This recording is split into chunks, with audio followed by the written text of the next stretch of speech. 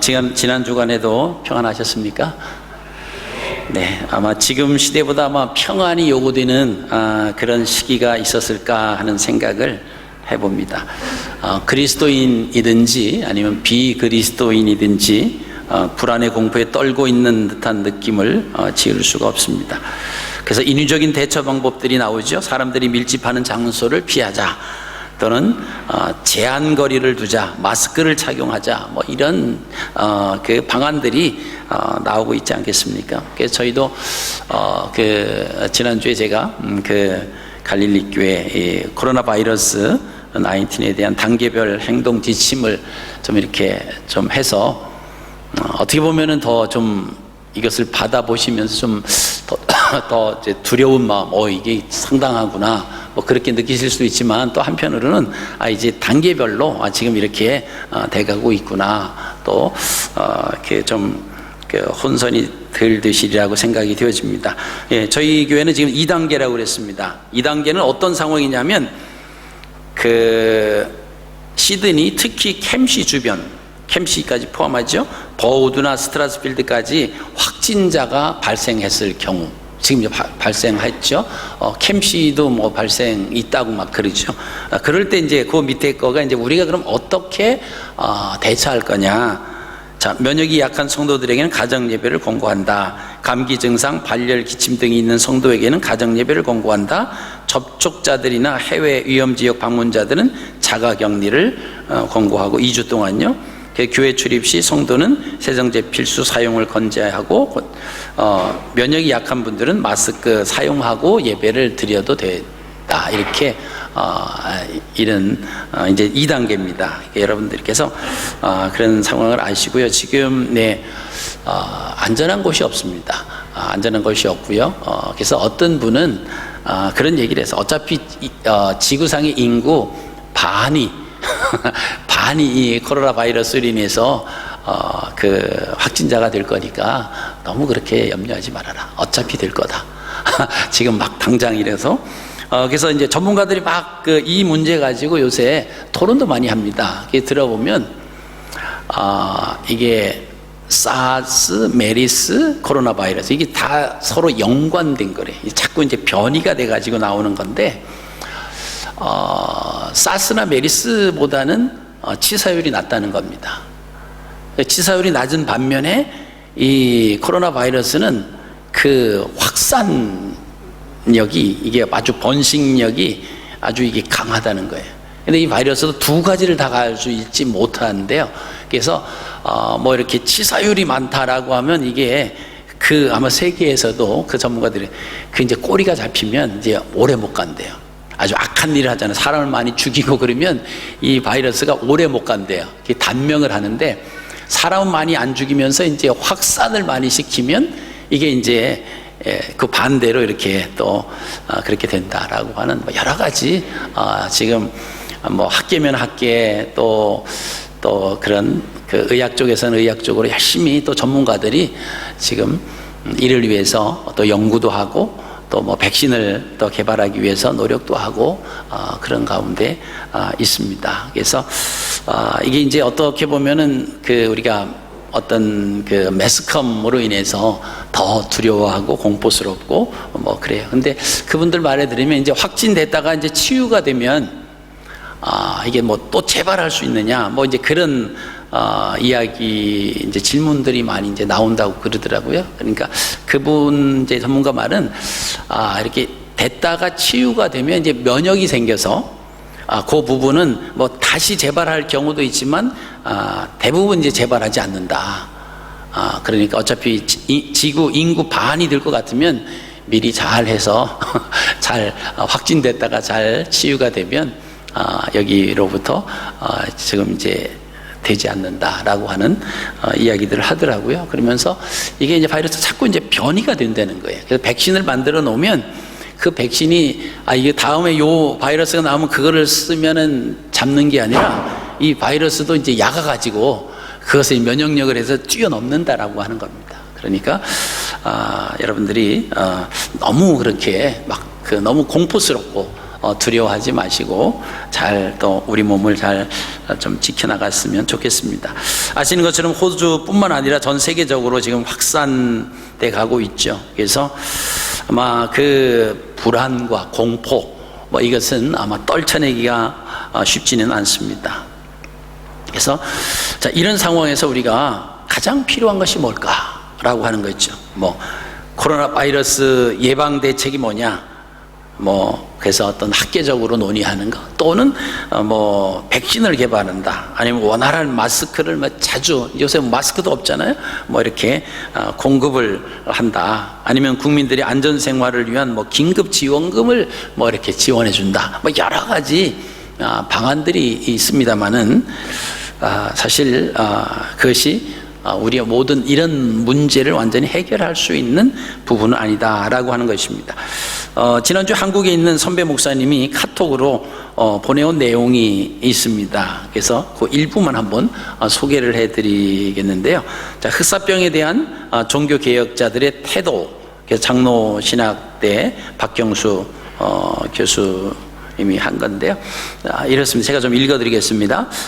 오늘 제가 속한 교단의 한 목사님으로부터 종교개혁자들은 당시에 전염병이 있었던 흑사병에 대해 어떤 태도를 보였는지 묻는 전화를 받았습니다. 아마도 신종 코로나 바이러스라는 전대미문의 위협 앞에서 성도들에게 어떤 위로와 지침을 줄 수 있을까 고민하다가 자연스레 종교개혁자들의 전염병에 대한 시각이 궁금했던 것 같습니다.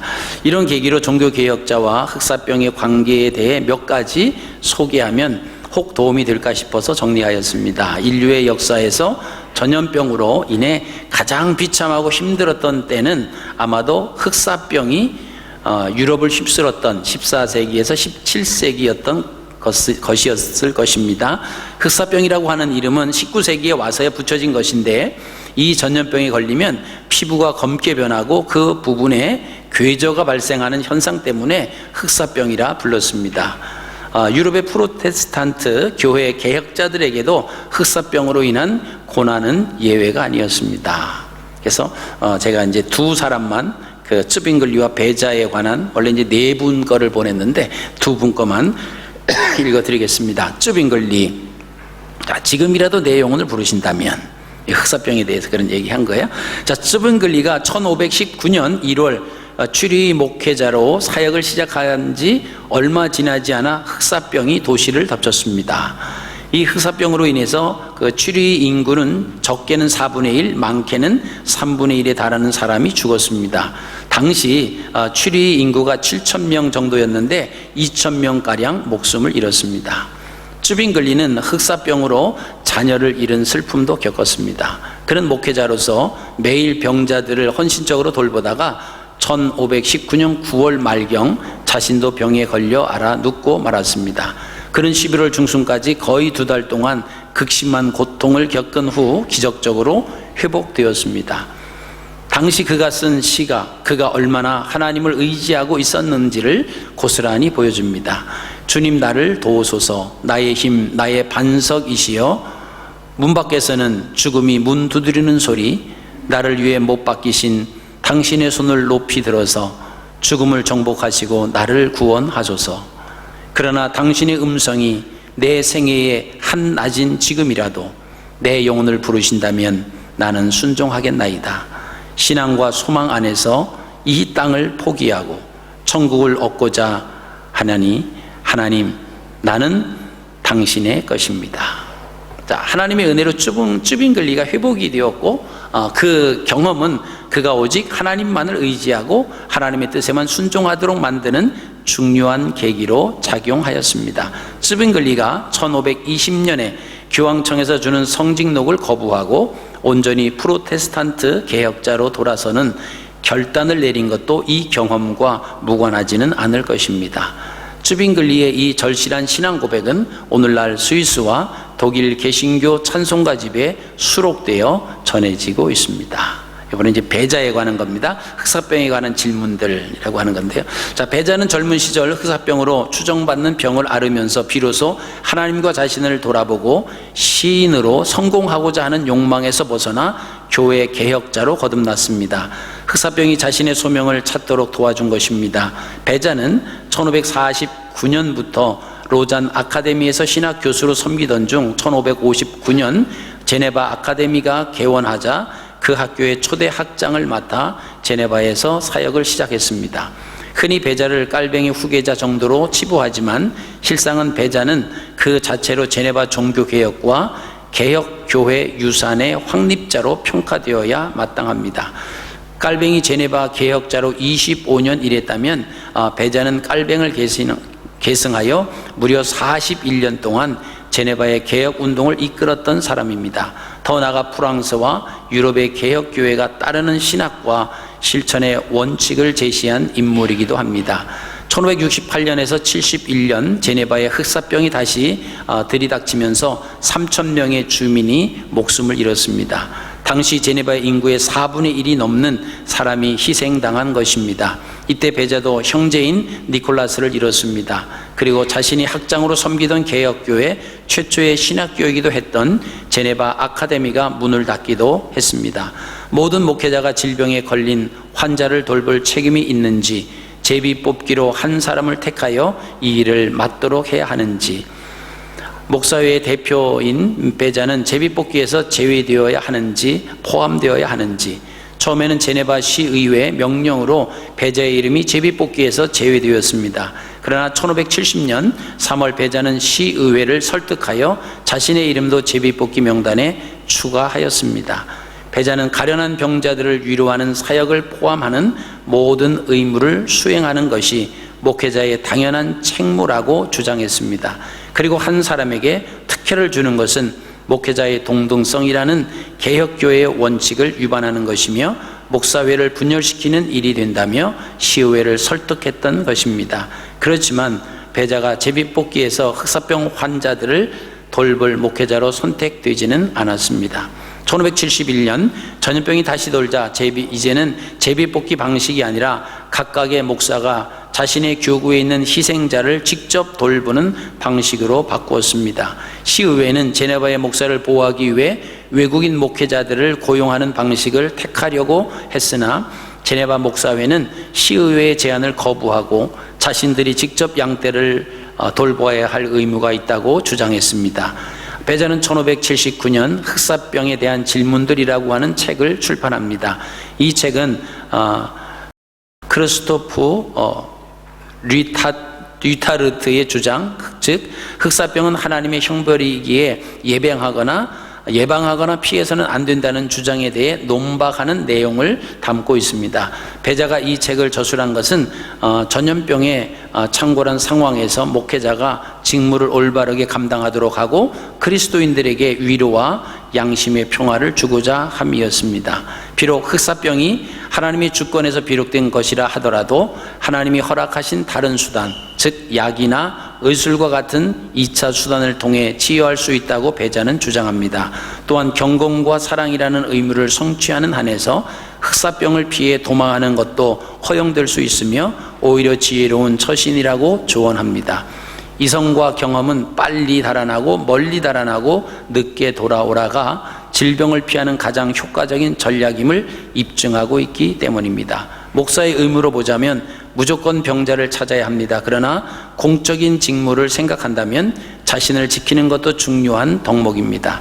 배자는 목회자들에게 병의 원인에 대해서 논쟁하기보다는 우리의 죄에 대한 벌로 이 병을 내린 하나님의 뜻이 무엇인지를 생각하며 성도들을 어떻게 회개의 자리로 인도할 것인지, 그리고 하나님께서 주신 그 자리에서 어떻게 다른 사람들을 사랑하고 그들에게 자비를 베풀 수 있도록 독려할 것인지 집중해야 한다고 조언합니다. 자, 세 번째 이랬습니다. 우리는 어떻게 해야 합니까? 자, 흑사병에 대해서 쯔빙글리 배자에 살펴보면서 지금 신종 코로나 바이러스 사태를 맞이한 우리가 어떻게 해야 할지 되짚어 헤아려 봅니다. 첫째로, 편견을 가진 혐오가 아니라 긍휼히 여기는 마음으로 연대하는 것이 우선입니다. 이 사태의 원인이 누구 때문이라며 무엇 때문이라며 논쟁하거나 희생양을 만들 것이 아니라 어떻게 이 사태를 극복하고 아픔과 슬픔을 당한 사람들을 돌보며 그들을 부둥켜 안아 일으킬 수 있을지에 전념해야 합니다. 흑사병으로 인해 유럽에서 희생양을 찾기 위해 유대인 혐오와 마녀 사냥이 기승을 부린 아픈 역사로부터 반면교사로 삼아야 합니다. 둘째로, 우리가 죄인입니다라는 회개가 요청됩니다. 우리의 끝이 없는 욕심, 식물이든 동물이든 모든 자연과 환경을 인간의 편의를 위해 착취하려는 그 욕심이 이 불행을 낳았고, 무한 경쟁과 승자 독식의 욕심을 버리지 않는 한 이보다 더 큰 고난이 닥칠 수 있음을 두려운 마음으로 깨달아야 합니다. 비록 우리의 상황이 캄캄하지만 신실하신 하나님의 약속의 말씀, 내 백성이 그들의 악한 길에서 떠나 스스로 낮추고 기도하여 내 얼굴을 찾으면 내가 하늘에서 듣고 그들의 죄를 사하고 그들의 땅을 고칠지라는 이 약속이 우리로 새 소망을 갖게 합니다. 셋째로, 일상의 감사를 회복해야 합니다. 사람을 만나 반갑게 악수하고 껴안을 수 있는 것이 얼마나 소중한지, 함께 모여 예배할 수 있음이 얼마나 눈물겨운지, 더불어 밥 먹을 수 있는 것이 또 얼마나 감사한지, 하나님이 허락하신 일상이 축제이며 감사입니다. 우리가 일상 속에서 너무나 당연했기에 하나님의 은혜를 생각하지도 깨닫지도 못했는지 모릅니다. 범사 감사를 떨리는 마음으로 고백하고 하나님이 주시는 회복의 은혜를 간구합니다. 주님께서 참으로 우리를 약한 자의 덫에서 빼어주시고 심한 전염병으로부터 지켜주실 것입니다. 주님께서 그의 날개로 우리를 덮어주시니 우리가 그 날개 아래로 피할 것입니다. 주님의 진실함이 우리를 지켜주는 방패와 갑옷입니다. 네, 이런 내용을 제가 받아서 우리가 이 시기에 어떻게 생각하고 또 대처해야 되는가라고 하는 것을 한번 생각할 수 있는 글이다 생각을 해서 여러분들에게 낭독을 해드렸습니다. 그렇죠. 우리가 이와 같이 일시적인 문제를 해결하기 위해서 어떤 시도보다 근본적인 그 삶의 가치를 높이는 그게 뭐냐? 지난주에 말씀을 나눈 것처럼 우리 마음 안에 평안이 있어야 된다. 그죠? 샬롬이 있어야 된다라고 하는 것입니다. 여러 가지 충족된 내용들이 있다라고 할지라도 진정한 우리 마음 속에 참된 평안이 없다라고 하면 아마 삶의 의미가 상실될 것입니다. 자, 평안이 없다라고 하는 것은 마음이 편하지 않다라고 하는 거고요. 즉 마음이 불편하다라고 하는 것입니다. 여러분, 마음이 불편한 상황이 되면 질병에도 노출이 되고요, 삶의 의욕도 상실이 됩니다. 마음이 불편하면요, 식사를 해도 소화도 잘 안 돼요. 자, 음식을 먹어도 소화도 잘 되지 않습니다. 옷을 입어도, 좋은 옷을 입어도 즐겁지 않아요. 여성들은 화장을 해도 잘 스며들지 않습니다. 돈이 있어도, 건강해도, 운동을 해도, 무엇을 해도 일시적으로는 기분 전환이 되는 듯 하다가 바로 시간이 지나면서 다시 무기력한 상태로 돌아갈 수밖에 없습니다. 그래서 사람은 누구나 다 이 평안을, 샬롬을 추구하기를 열망합니다. 하지만 이 샬롬이라고 하는 것은 세상적인 방법으로는 누릴 수가 없고 가질 수가 없다라고 하는 것입니다. 그것은 오직 하나님 안에서 주님 안에 나올 때만이, 그 위로부터 내려오는 것이 평강이기 때문에 그렇습니다. 자, 그러면 이 샬롬을 누리기 위해서 우리가 어떻게 하면 될까? 여기에 대한 해답을 우리가 좀 찾으려고 합니다. 먼저 결론적으로 말씀을 드리면 이 평안이라고 하는 것은 성령께서 임재로 마음에서 나타나는 현상이기 때문에 말씀의 울타리 안에 거할 때 우리가 그 평안을, 그 샬롬을 누릴 수 있다라고 하는 것입니다. 자, 오늘 전할 말씀을 우리가 읽은 사도행전 1장 8절 말씀에 보면 성령이 너에게 임하시면, 이 말씀을 근거로 구약시대의 성령의 사역과 신약시대의 성령의 사역을 말씀을 드리고요, 그 다음에 어느 시대든지 상관없이 말씀의 울타리 안에 거하면 평안을 누린다라고 하는 것을 말씀을 드리려고 합니다. 오늘 본문 말씀은요, 2000년 전에 예수님께서 승천하시기 전에 제자들에게 하신 말씀입니다. 성령이 너에게 임하시면, 이와 같이 이 조건이 충족되면은 말씀 보면 너희가 권능을 받는다, 그런 말씀이 있습니다. 권능이라고 하는 것은요, 힘과 능력을 말합니다. 자, 성령은 기쁨의 영입니다. 그 기쁨이라고 하는 것은 우리의 피부로 느끼는 게 아니에요. 우리의 마음으로 느끼는 것입니다. 그래서 성령의 내주로 그 평안을 누리는 사람은 어떤 환경이든지 어떤 상황 속에서 힘있게 능력있게 강하게 살아갈 수가 있다라고 하는 것입니다. 자, 외면적인 부족이나 불편함이 있어도 내면적인 마음의 기쁨이 충만하기 때문에 그렇게 살아갈 수 있는 것입니다. 육신적인 건강도 중요하지만 마음의 건강은 더 중요합니다. 마음이 건강하지 못하면 아주 심각한 우울증이 올 수도 있습니다. 자, 예수님께서 제자들에게 사도행전 1장 8절의 말씀을 하실 때 아직 모든 사람들에게 성령이 임하지 아니한 그런 시기죠. 예수님이 말씀하신 그 당시에 성령의 임하심은 여전히 구약시대의 상황과 동일한 그때였다라고 하는 것입니다. 자, 구약시대 성령의 임하심은 우리가 사무엘서에서 배우신 것처럼 사무엘서 16장에 보면은 사울에게는 여호와의 영이 떠났다. 하나님의 영, 이게 성령을 의미합니다. 사울 왕에는 하나님의 성령이 떠났어요. 근데 다윗에게는 여호와의 영이 임했다. 그런 말씀이 있습니다.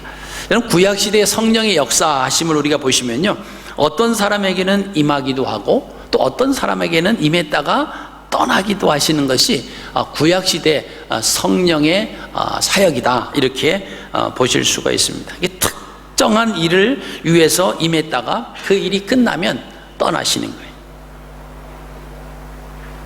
자, 이 성령은 세상을 이길 수 있는 힘을 주시기 때문에 아주 강하고 담대한 삶을 살 수 있고요, 또 기쁨의 영이시기 때문에 어떠한 상황 속에서도 샬롬, 평안을 누릴 수가 있다라고 하는 것입니다. 자, 신약시대 성령의 임하심은요, 구약시대와는 조금 차이가 있습니다. 자, 본문 말씀해 보시면 예수님께서 성령이 너에게 임하시면, 이 말씀이 있습니다. 그래서 사도행전 2장에서 그것이 이제 이루어지지 않습니까? 마가, 요한, 그 어머니의 집 다락방에서 모인 사람들이 다 성령의 임하심을 받습니다. 그때 성령의 임하심은 구약의 성령의 임하심과 차별이 있다라고 하는 것입니다. 자, 이 사건을 성령 눈에서 본다라고 하면요, 구약시대와 신약시대의 어떤 경계선이다, 이렇게 볼 수가 있습니다. 자, 예수님을 자신의 주인으로 모시는 모든 사람들이 좀 특별한 사람이죠. 그 사람들에게는 성령이 임하십니다. 구약에는 어느 성령의 사역을 위해서 임하셨지만 우리 자신이 내가 예수 그리스도를 나의 구주로 고백하고 내 죄를 사해 주신 그분, 나의 구세주임을 고백하고 주님을 영접하는 그런 영접 기도를 드리는 모든 사람에게는 성령이 임하십니다. 그러니까 그 사람에게는 뭐 내가 성경 말씀 많이 알고 역사적으로 알고 그거와 상관이 없습니다. 단지 예수님께서 내 죄를 위해서 십자가에 못 박혀 돌아가셨다. 그리고 예수님을 이 땅에 보내주시면서 나를 구원하시려고 피로 값주고 하나님께서 나를 사셨다. 그리고 예수님을 영접하는 거예요. 그러면 우리 마음속에 성령님이 오십니다. 그 성령님이 오셔서는 구약에는 일이 끝나면 가시는데 이제 마태복음 1장 8절, 2장, 사도행전 2장 이후로는 성령 한 번 영접한 그 성령님은 우리 안에서 머물러 계십니다. 떠나지 않았어요. 그것이 이제 구약의 성령의 역사와 신약의 성령의 역사가 다르다라고 하는 것입니다. 자, 근데 우리가 예수 그리스도를 영접했어요. 성령님께서 우리 안에 오셨습니다. 자, 그러면 내가 성령님을 의식하고 살아간다라고 하면 어떤 상황 속에서도 담대하게 평안함을 가지고 살아갈 수 있습니다. 근데 내가 그 평안을 누리며 살아가는데 만약에 평안을 누리고 살아갈 수 없는 상황이 있을 수도 있죠. 그렇죠? 그 말씀의 울타리라고 하는데 머물지 아니하고 우리의 욕심과 우리 어떤 그 잘못된 어떤 계획으로 인해서 말씀의 울타리를 벗어나고 있을 때 그런 우리는 평안을 누리지 못하는 거예요. 내 속에 내주하고 계시는 성령님을 그렇게 되면은 근심하게 만드는 거다. 그래서 이런 상황을 성령을 근심하게 하는 삶이다, 이렇게 표현을 합니다. 자, 신약시대에 한번 임하신 그 성령님은 떠나지 않으시는데 우리가 악을 행하면 우리는 우리 안에 계신 그 성령님을 근심하게 하는 삶을 산다. 자, 그때 우리에게 나타나는 현상은 뭡니까? 괴로움이에요. 그리고 부정적인 모습들이 계속 일어납니다. 자, 지금의 상황에서 그리스도인들이 가장 필요한 단어가 뭘까? 저는 평안이라고 생각합니다. 그렇죠? 평안이 없기 때문에 나타나는 단어들이 있어요. 불안과 초조와 염려와 걱정과 두려움과 또 공포, 부정적인 단어들이 계속 나타나는 거예요. 내게 평안이 없으면, 그죠? 요사이 우리가 아시는 것처럼 그 코로나 바이러스 때문에 여러분 마음이 불안하십니까? 이 불안과 샬롬, 평안은 같이 존재할 수 없는 거예요. 내 마음이 불안하다, 두렵다, 공포스럽다. 자, 이런 마음이 있다라고 하는 것은 뭐죠? 상대적으로 내 마음에 하나님이 주시는 참된 평안함이 없을 때 나타난다라고 하는 것입니다. 자, 이제 우리가 구약시대에 살았던 사람이나 신약시대에 사는 사람이나 어느 시대에 살았던 상관없습니다. 누구든지 평안을 누리면 정말 하나님의 그 창조의 그런 모습으로 회복이 되는 거예요. 어린아이가 부모님의 그 품에 안겨서 그 상황이 지금 어렵든지 무섭든지 공포인지 그 전혀 느끼지 못하죠. 평안함을 느끼는 것처럼 저 창조의 모습으로 돌아갈 수 있습니다.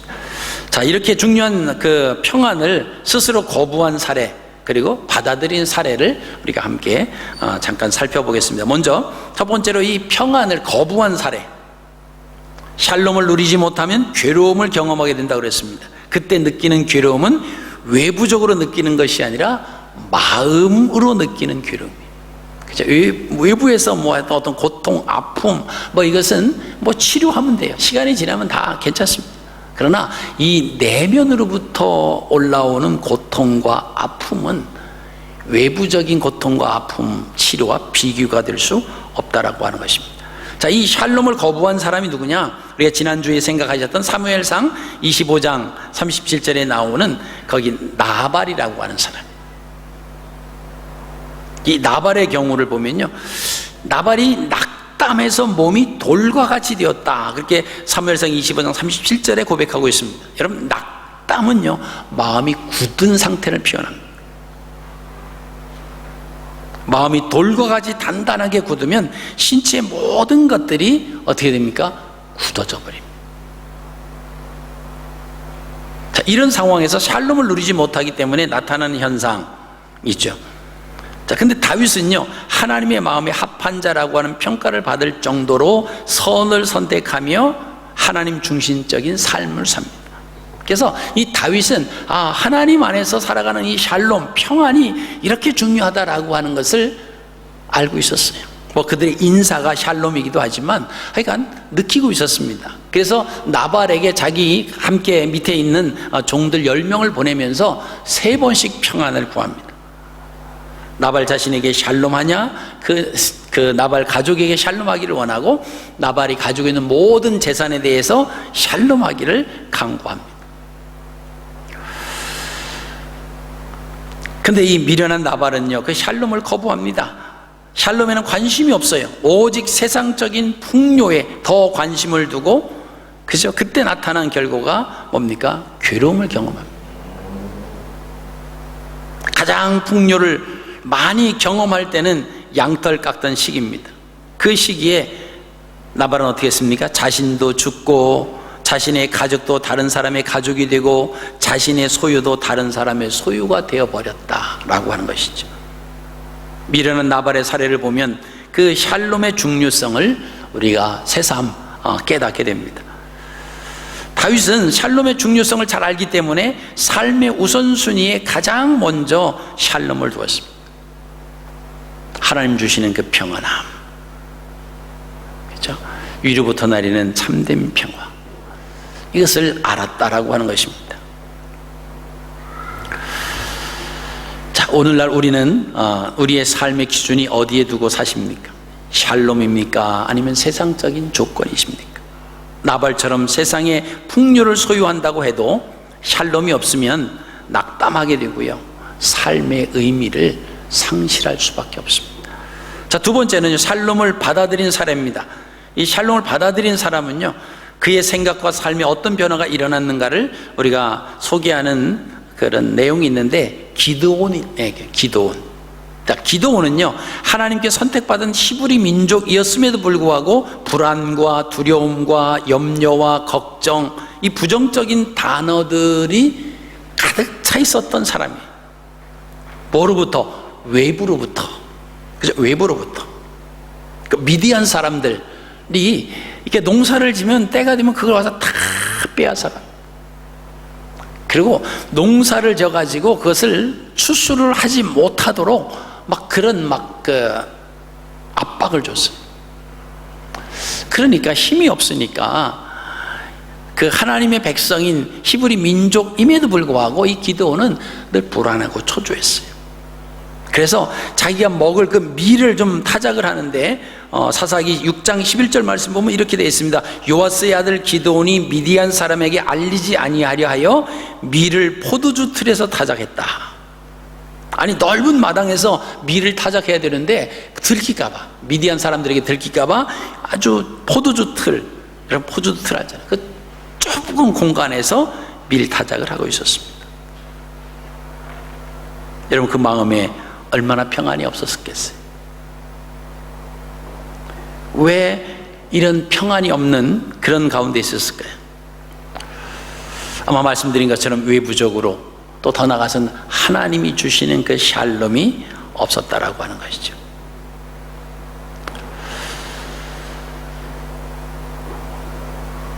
자, 근데 이 본인의 마음이 이제 하나님의 사자가 나타나서 큰 용사여 그러면서 기드온에게 말씀하십니다. 자기는 큰 용사가 아니에요. 얼마나 쫄짱부입니까? 그 미디안 사람이 무서워서 그 밀을 타작을 하는데 마당에서도 못하고 그 조그만 공간에서 겨우 그거 조금씩 하고 있는데 주의 사자가 나타나서 큰 용사여 이렇게 말하니까 이게 뭐 맞지도 않는 거죠. 그러면서 그 사자가 그러죠. 여호와께서 너와 함께 계시니라. 자, 여호와께서 너와 함께 계신다라고 하는 건 뭘까요? 성령님이, 하나님의 영이 너와 함께 계신다. 너는 지금 이 쫄짱부가 아니고 두려워하고 공포 속에서 불안한 가운데서 그 미디안 사람 때문에 하나님의 백성, 하나님이 주시는 평안이 있어야 되는데 그 평안 대신 다른 마음으로 가득 차 있는 그 기도원을 향해서 그러시는 큰 용사, 하나님께서 너와 함께 계신다. 여러분, 이 말에 기드온이 힘을 얻습니다. 용기를 얻어요.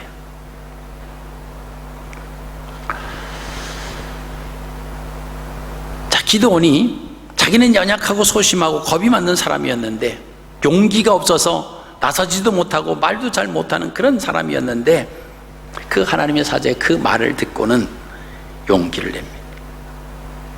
힘들다, 어렵다, 죽겠다 막 이랬던 기드온이 여호와 샬롬 이렇게 말해요. 자, 이 여호와 샬롬이라고 하는 건 뭐죠? 하나님으로 인해서 평안을 얻었다라고 하는 고백이에요. 여러분, 그 평안이라고 하는 것은요, 세상의 어떤 조건으로 누리는 것이 아닙니다. 말씀의 울타리 안에 거할 때 누리는 선물입니다. 여러분, 우리가 지금 불안하고 막 긴장이 되고 막 두려우십니까? 우리는 하나님의 백성이에요. 하나님께서 기드온에게 하신 것처럼 여러분의 이름을 부르면서 내가 너희와 함께 있느니라. 임마누엘의 하나님, 그래서 그분이 계신. 여러분, 시대적으로 보면 아까도 말씀을 읽어드렸습니다마는 모든 시대에 생명을 앗아가는 일들이 참 많이 있어요. 흑사병, 그죠? 14세기에서 17세기 사이에 아주 그 엄청난 생명을 앗아갔다. 근데 이제 21세기가 되고 나서는 이런 어떤 바이러스의 출현들이 더 잦아진다라고 하는 거예요. 이것이 왜 올까라고 하는 것을 우리가 정말 한번 생각해 봐야 돼요. 우리가 시간이 다가오면서, 시간이 지나가면서 우리는 말합니다. 아, 말세가 됐다. 말세 가운데서도, 세상의 종말 가운데서도 정말 저 끝이다. 그래서 말세의 지말, 말세 지말, 말세의 또, 말세 중에서 또 끝이다. 이렇게 말합니다. 성경에서 말하는 말세는요, 예수님이 오실 때부터 말세가 시작이 돼요. 그래서 다시 예수님이 오실 때까지를 말세라고 합니다.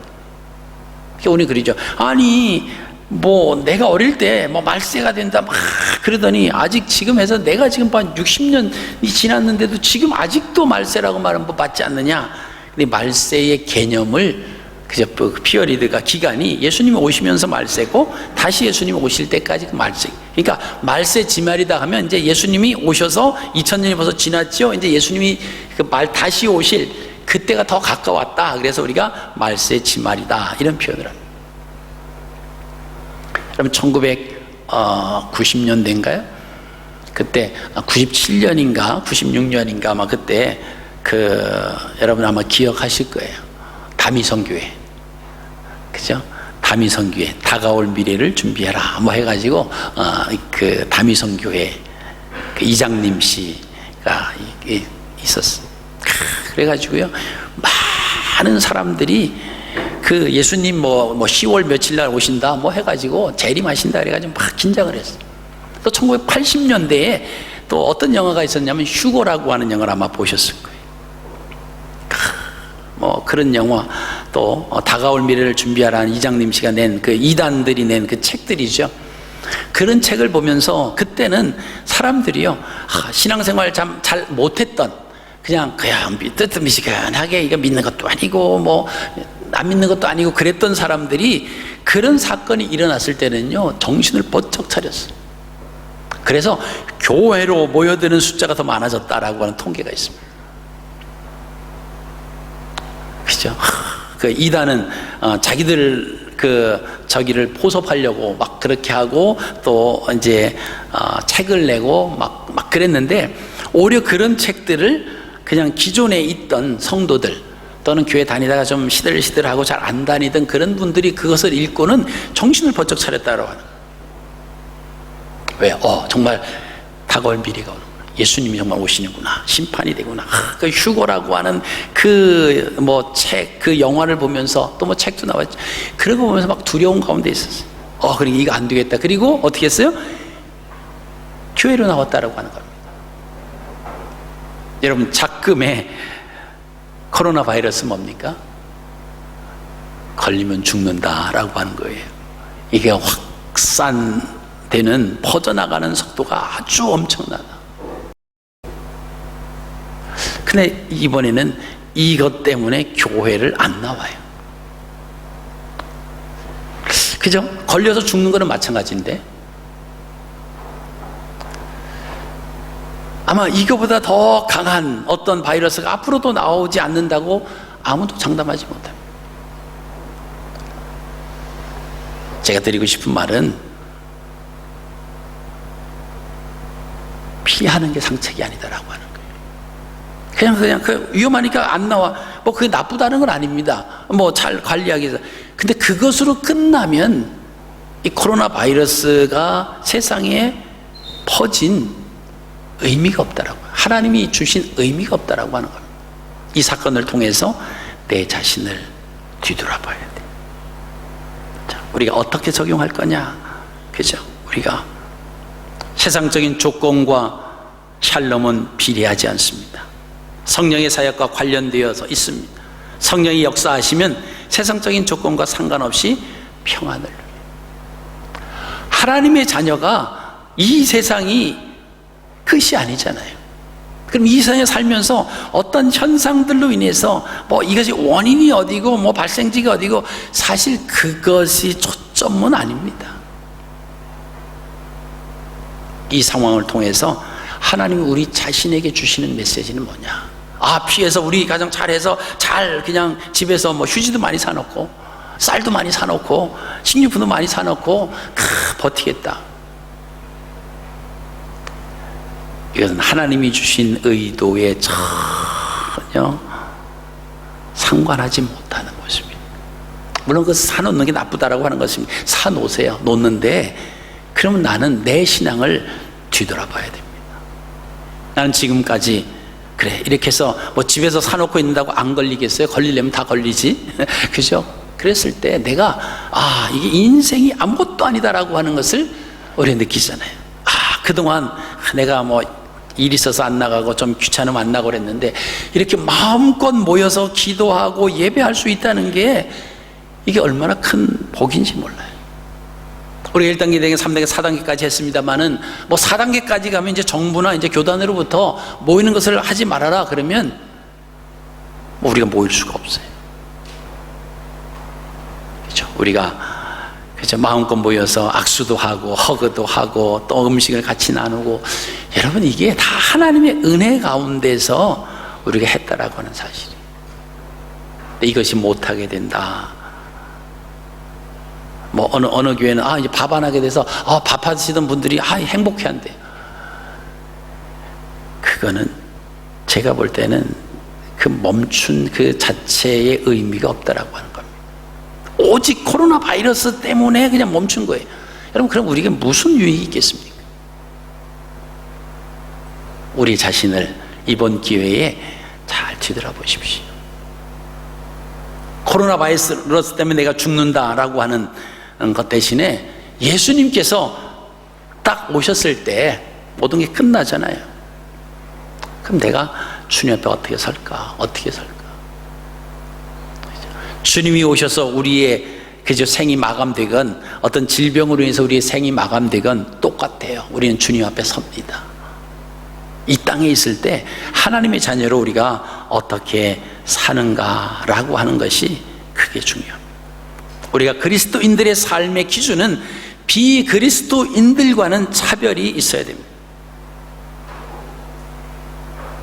하나님을 믿지 않는 사람들은 성령의 내주가 없습니다. 그렇기 때문에 당연히 세상적인 그 모든 일에 초점을 맞추고 살아요. 그 TV를 들을 때 이랬다 저랬다 하면 거기에 영향을 받고 불안하고 초조하고 두렵고 그러면 살아갈 수밖에 없습니다. 왜? 그들에게는 샬롬이 없거든요. 적어도 예수 그리스도를 믿는 우리는 하나님이 주시는 참된 평안이 있어요. 그러기 위해서는 말씀의 울타리 안에 거해서 우리가 늘 우리 자신을 뒤돌아봐야 됩니다.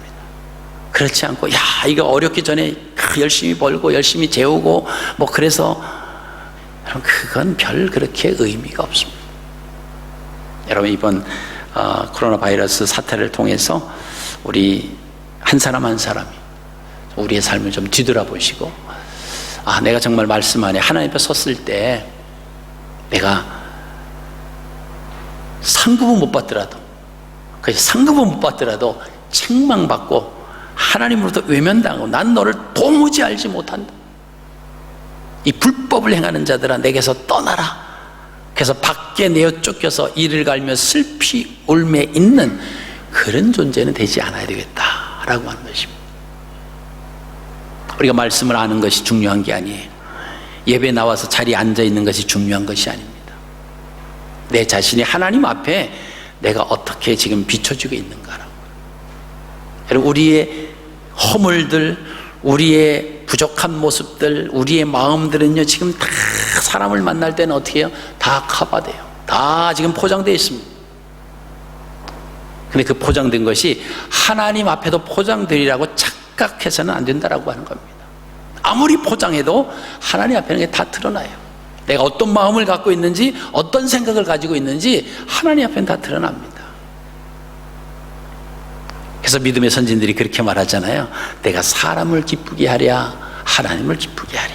사람을 기쁘게 하면 나는 하나님의 종이 아니니라. 여러분 우리 모두가 다 하나님의 자녀들이에요. 다른 사람들에게는 몰라도 우리가 아버지에게 부모님에게는 숨기면 안 돼요.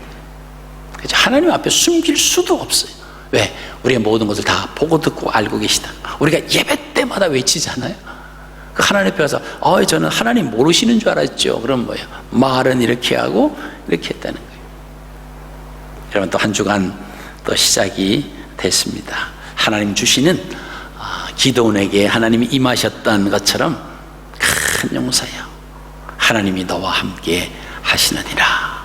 그 말씀을 힘입어서 여호와 샬롬, 하나님으로부터 오는 참 평안, 그것을 저 여러분들이 참된 여호와 샬롬, 여호와 평안을 누리시고 또 한 주간 동안 믿음으로 승리하십시오. 그죠? 나 이제 하나님의 사람이니까 아무나 해도 괜찮아. 그리고 막 여기저기 막 쓸데없이 필요 이상으로 막 사람들 만나고 그러지는 마세요. 난 괜찮아. 어차피 지구의 반 이상 걸린다니까 그렇게 오만은 하지 마시고, 그죠?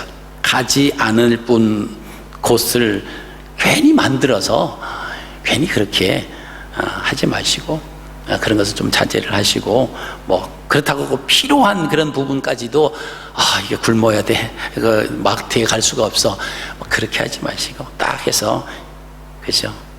여성분들 여기저기 아이쇼핑 이제 좀 자제하시고, 어차피 안 살 거잖아요. 살려면 가서 사야 되는데 어차피 아이쇼핑 그건 하지 마세요. 자꾸 나를 노출시키지 마시고, 그래서 꼭 필요한 거는 가서 하시되, 불필요한 거는 그냥 좀 자제하셔도 괜찮아요. 우스갯소리로 어떤 분이 이렇게 인터넷에 올랐더라고요. 코로나 바이러스가 나에겐 축복입니다. 그 어떤 남자가 올렸어요. 그게 왜냐 했더니 와이프가 쇼핑을 안 한대. 그리고 더 중요한 것은 와이프가 집에서도 마스크를 쓰고 있어서 말을 안 한다고. 그래서 나에게는 큰 복입니다. 이제 웃자고 하는 그런 소리겠죠. 그러니까 이제 우리가 좀 조심하면서, 그렇다고 너무 또 위축되지 말고, 또 우리가 평안한 가운데 하나님 주신 참된 평안을 가지고 또 한 주간 동안 믿음으로 승리하시는 저 여러분 되시기를 주님의 이름으로 축복합니다.